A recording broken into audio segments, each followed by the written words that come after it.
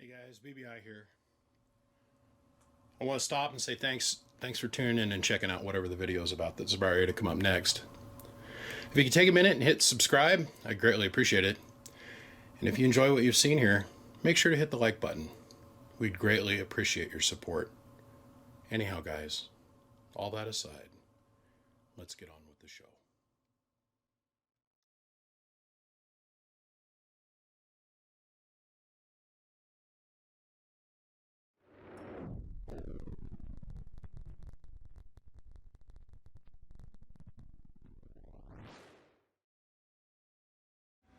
Well, gentlemen, hello again. I said a couple weeks ago on video that I wanted to be able to do a couple of these watt meter videos, and everybody in the industry responded. My phone blew up the next day with people saying, hey, I want to send you my watt meter. And I said, whoa, only if it's unique or different. And so I've got LP500, the LP700, we've got everything in the brother coming. I just got off the phone with the guy who's talking to me about sending me his LP500 multi-coupler unit, which is going to be kind of cool. Really super trick to do a video for that. The last LP unit I did was the 100A, but the one that we're here to talk to about today is the Handmade 4350 watt meter. We are going to open this one up. We're going to take a look at the inside. Okay, so our scales read 0 through 200 and then 0 through 2000 watts. Pretty easy. Okay,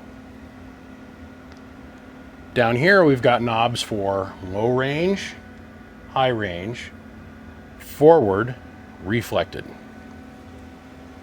This is the ultimate ham radio, made for, designed for, by Bird for the ham community. There are no knobs on this thing, and I have no idea what the internal structure of the meter is, other than it looks like a Bird 43 element, which wouldn't surprise me a whole awful lot. So I want to see what they've got for a coupler on the inside. So we're going to look on the inside. Now, we're going to use my derail radio, because this thing only works in average. There's no peak meter here. And we're going to use the experimental bench 2-pill. Okay, let's get that turned on. I don't like that digitally start fan that's on that thing. Too much of a delay. Over here on the workbench, as always, we've got our 1000 watt slug and Bird watts, average, RMS, whatever, and peak power, 1000 watt slug in 1X. The reflected is a 5 watt slug. No need to show you guys that. You've seen it 100,000 times before. Okay, so let's focus in on this, and let's throw a little bit of a carrier out there.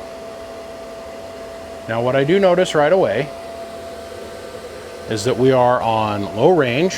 We're in a forward position, and according to this, we're making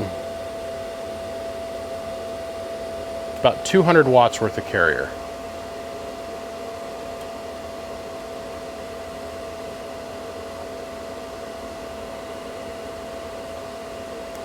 Both of those are showing us about 100 watts worth of unit of measure. This is kind of interesting. So let's go ahead and we'll flip over to the high range. And the high range is showing us also 200 watts worth of unit of measure. That's what this little tick mark is halfway between 0 and a 400 mark.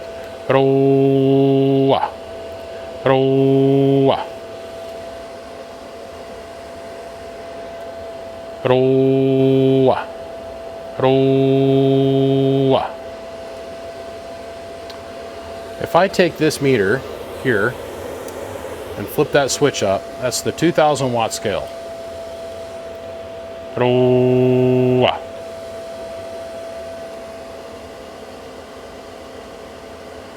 So that meter over there and this meter here now have the same unit of measure on the faceplate. They're not even remarkably close. Which leads me to think that there's something a little bit wrong here, since this is being almost double the value and generous. It's giving us more power than what I'm actually used to seeing. And when I measure it by every other means, this is spot on the money. These two here. And this little old girl's a little bit off. But if it's like everything else that Bird makes, there's nothing in there to play with or mess around with. But I don't know. Like I said, never been inside of one of these.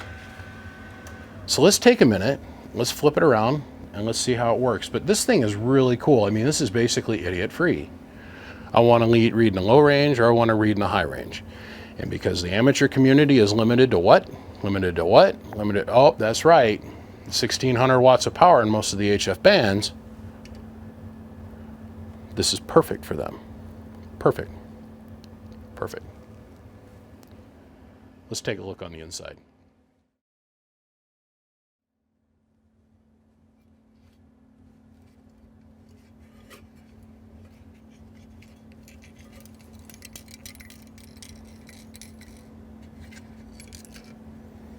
It's a rattler. That's interesting. Let's go see what we got rattling around. There's an opening here in the bottom of the cabinet. It's designed to be hung on a wall. So we're just going to assume that we use these two screws.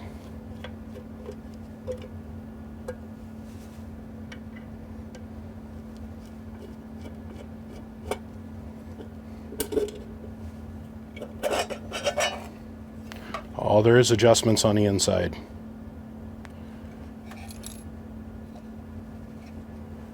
See what was flopping around in there. Oh, you know what? This goes right here.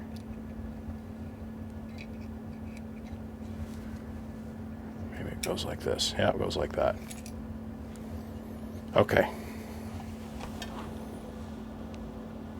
Somebody's had their fingers in it. Recalibrate required if line section is loosened.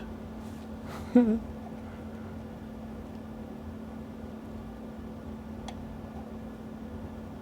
that's your high and your low power adjustments for sure. And then this is your directional. All this is your directional. Oh, that's neat. It just moves a little armature on the inside. Let's see if we can. Let me get a flashlight out. Maybe we'll be able to catch this.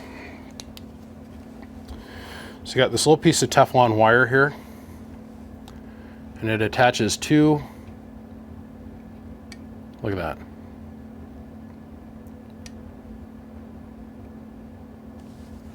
Huh.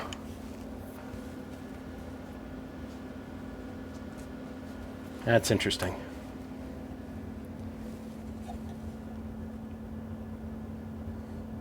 That's cool. It's like a clear 43, but not. It's got basically the same guts in it as a 43. I'm talking about the meter movement here. That's what I'm talking about. Interesting. Very interesting. Now, I need to call the owner of this watt meter and find out what he wants to do, because this thing is obviously reading a little bit hot. So, it's generous. It's a generous bird, Hammate. But guys, this is the inside of the Hammate 4350 watt meter, and that's what it does. It's a cool little unit. This is neat. To my friend that sent this up here for me to take a look at it, I appreciate it. We'll shoot you a private video bringing this thing on zero if that's what you want to do, or if you want it returned in the current condition that it's in, that's fine with me too. I care less. Gentlemen, the Hammate 4350 watt meter. Stupid cool. Neat little all-in-one unit. I gotta run, guys. We'll see ya. Bye-bye.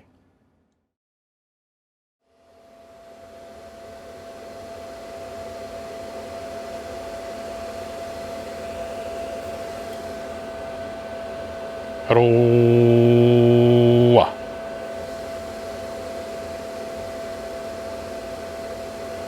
Hello.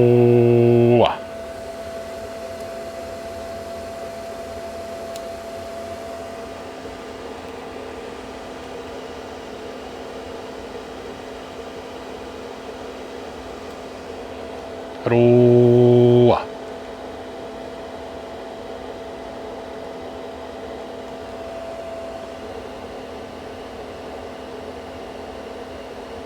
Hello.